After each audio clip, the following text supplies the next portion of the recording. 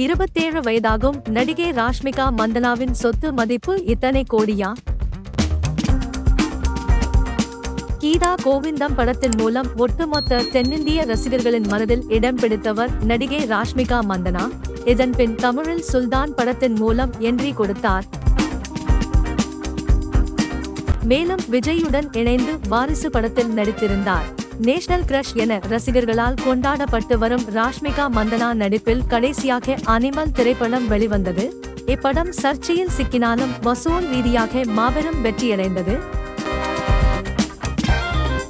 அடுத்ததாக தென்னிந்திய சினிமா ரசிகர்கள் அனைவரும் எதிர்பார்த்து காத்து கொண்டிருக்கும் புஷ்பா 2 தான். இப்படம் இந்த ஆண்டு ஆகஸ்ட் மாதம் வெளிவரவுள்ளது. ராஷ்மிகாவிற்கும் நடிகர் விஜய் தேவரகொண்டாவிற்கும் இடையே காதல் கிசுகிசு பேச்சுக்கள் வந்து கொண்டிருக்கிறது.